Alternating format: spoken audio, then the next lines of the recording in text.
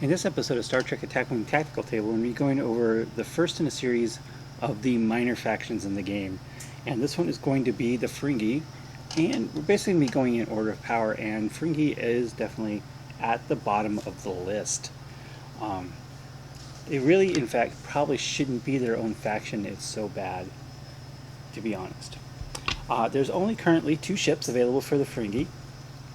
One is the Decora class, you can see here, and one is the Quark shuttle, otherwise known as the Quark's Treasure, which is a Ferengi shuttle class.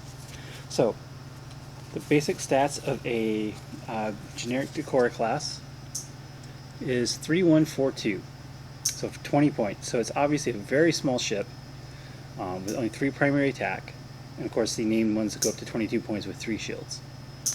The obviously disefficiency, they don't have a lot of, only 7 resiliency and 3 base attack. They're not going to be doing a lot of damage.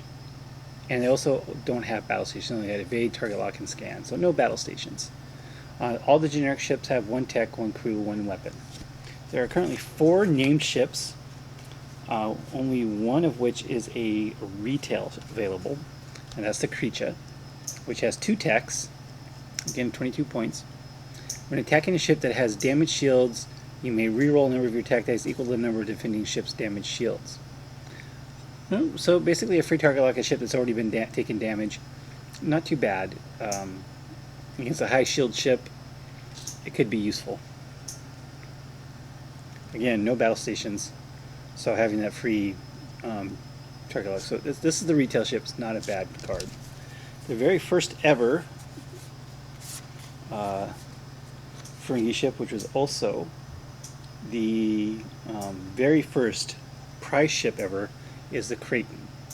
Same stats, except this one has 2 weapons and 1 tech.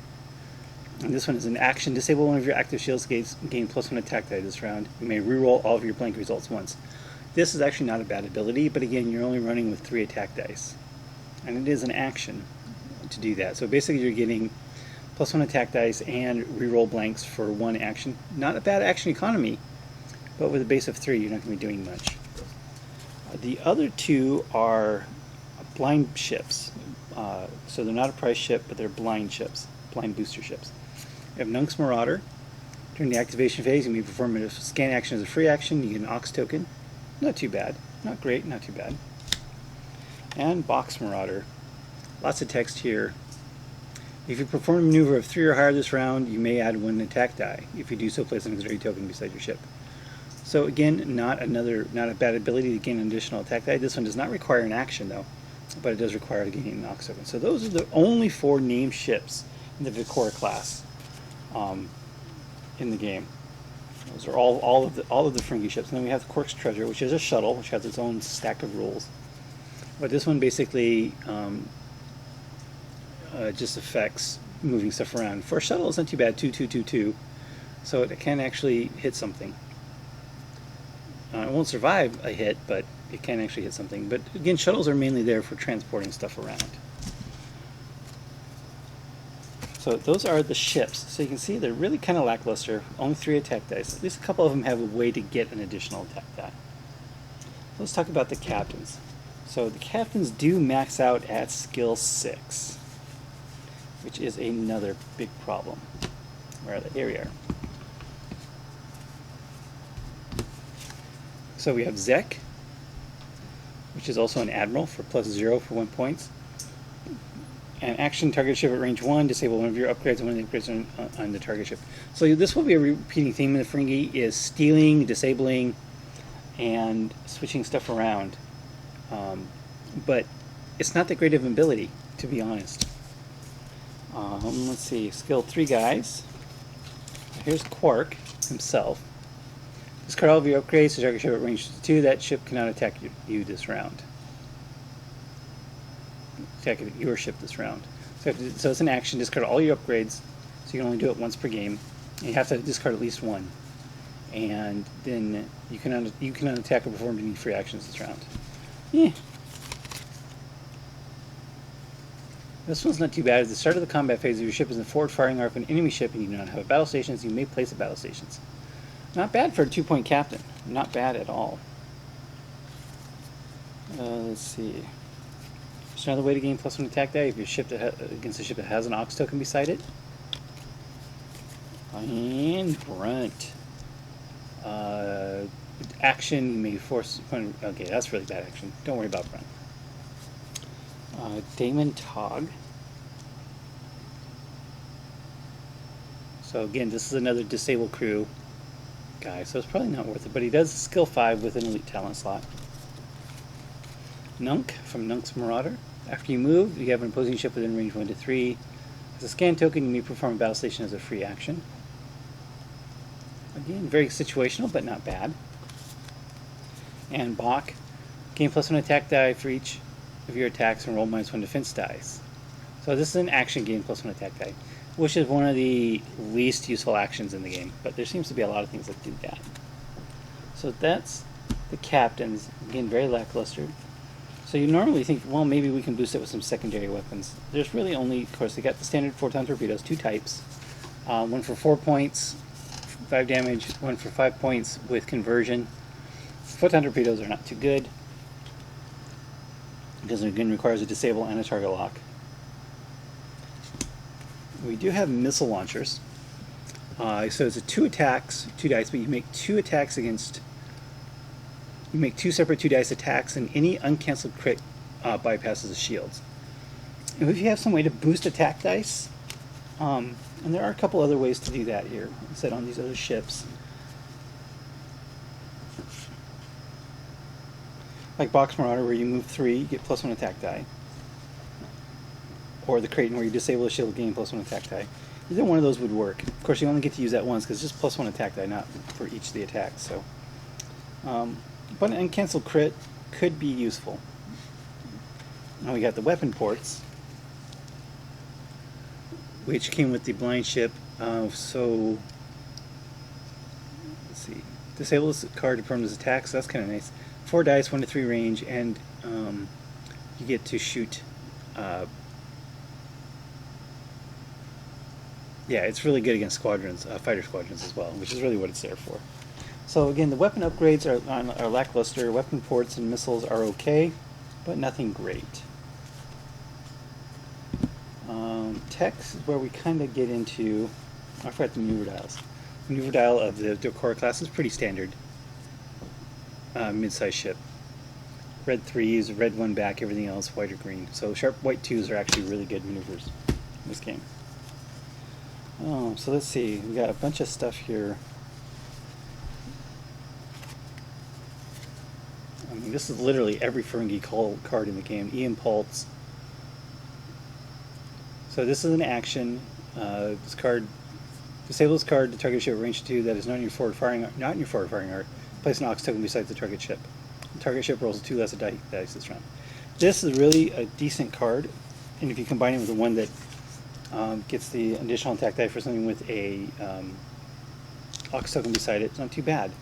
So they hit you less, and they get an Ox token, which means you can hopefully control their maneuvers a little bit more. So the E-Impulse is one of the better ones, but it is 4 points.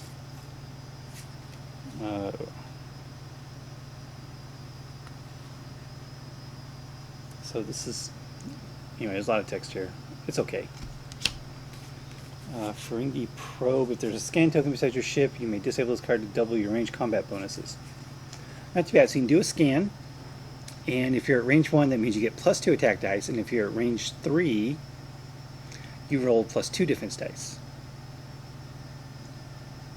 Not a bad thing to do if you can get in there with a target lock or with a scan, so they're rolling 1 less defense dice, and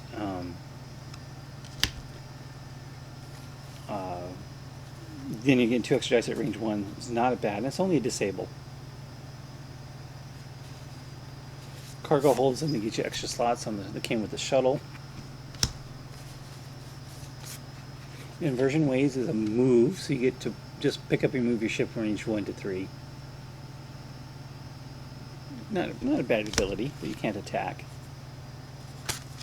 Maximum Shields. This card is discarded to place 2 additional shield tokens. Again, you remove those first. And you cannot attack this round. If this is the you cannot attack this round, really makes this card complete garbage. And ThoughtMaker has a big long wall of text, but basically it allows you to control where a ship's going.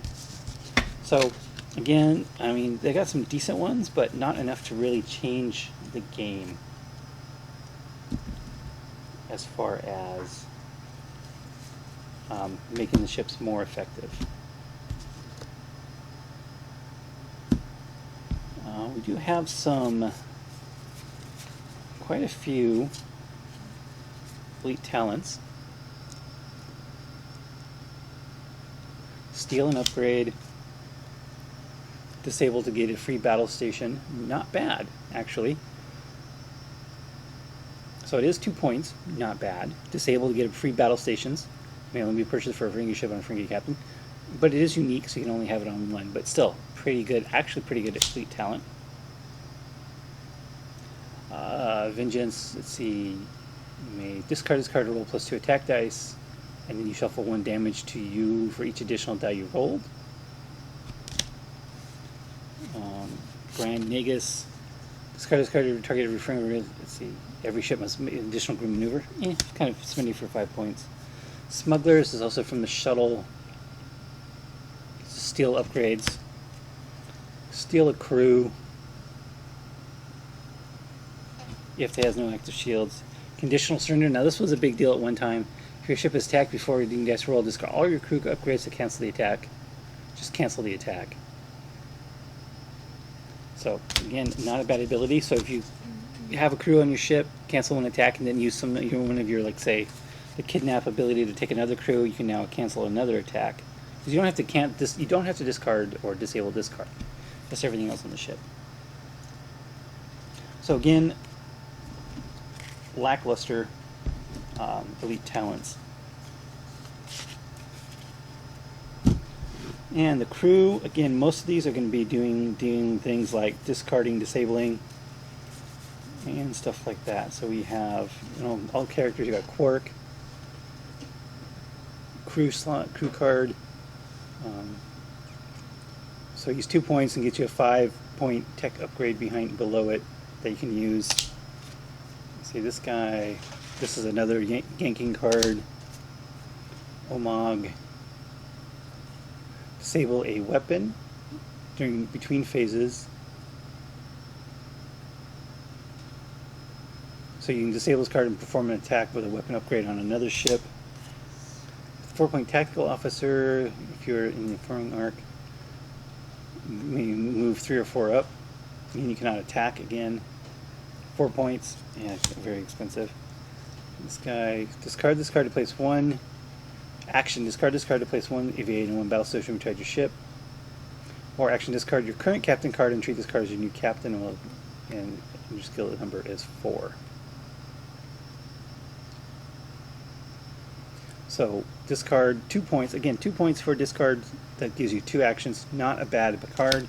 And then it's only a 1 shot. Here's your Nog. Discard.